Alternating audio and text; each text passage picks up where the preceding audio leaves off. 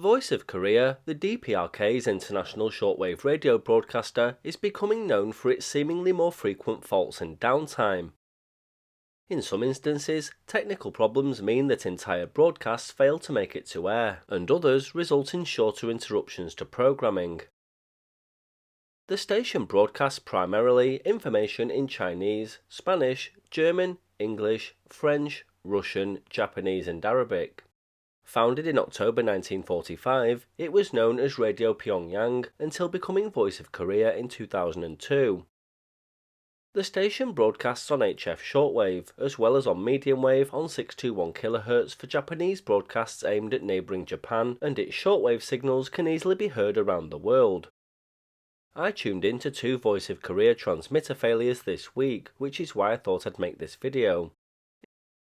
In the past, I've heard the English language broadcasts abruptly cut off mid-broadcasts, and its French language broadcasts have been known to cut off in the middle of a song.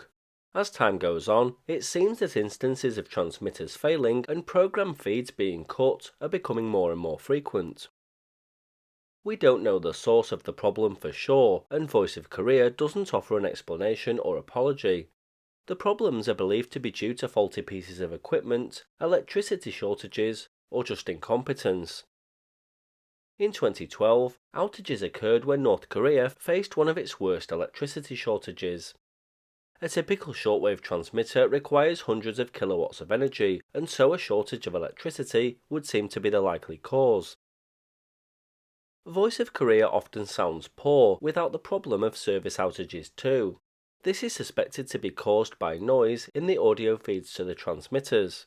It would appear that only certain output sites or studio-to-transmitter links are affected, as buzzes, noises and hums often change or disappear when one language service ends and another one begins.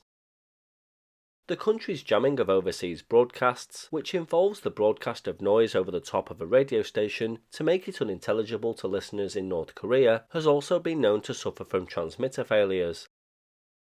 Most Voice of Korea broadcasts emanate from the Jang transmitting station, 25 kilometers from the city of Jang itself. This is home to 5 200 kilowatt transmitters.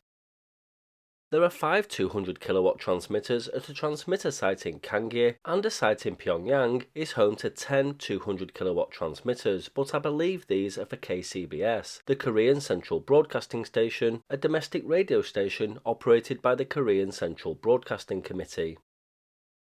Jang transmitter station radiates the Arabic, Chinese, English, French, German, Japanese, Russian and Spanish services.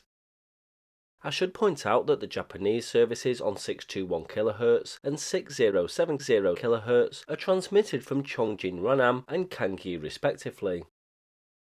This week I tuned into 13760 and 15245 kHz from home, and both transmitters appear to be suffering faults. I believe both of these transmitters should have been radiating the Spanish language service to Europe at that time of night at this time of year via the Jang transmitter site. Take a listen to 13760 kHz. There's a terrible buzzing sound on the frequency. Something was definitely wrong.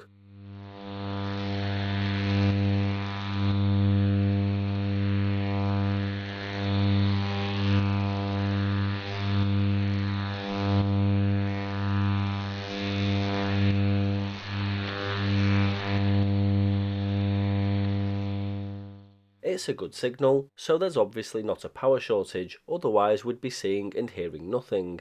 It may be that there's a coupling issue between the antenna being used by the Voice of Korea transmitter and an antenna nearby being used for jamming.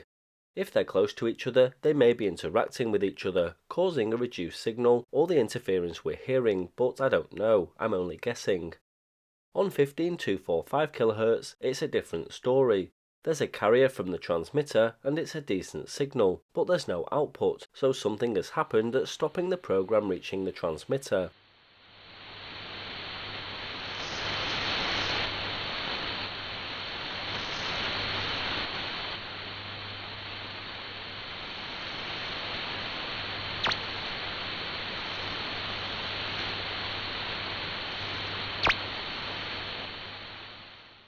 This isn't something you'd expect from the BBC World Service or any other technically competent broadcaster. Checking the German language service targeting Europe from Jang, the transmitter was on the air, and a good signal here in the UK as you'd expect.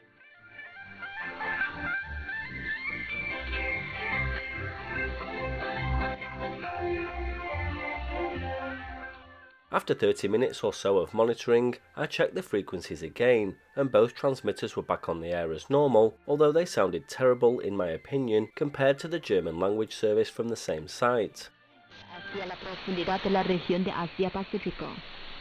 Si Estados Unidos y otros países seguidores se aferren de modo obstinado a tales maniobras militares que atentan contra la paz y la seguridad en esa región, se engendrarán inevitablemente la reacción y represalia de las naciones que pertenecen a ella.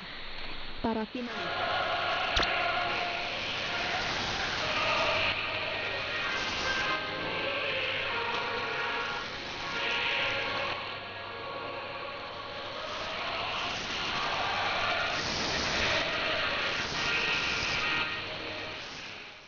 Let me know in the comments if you've experienced any transmitter failures from the Voice of Korea.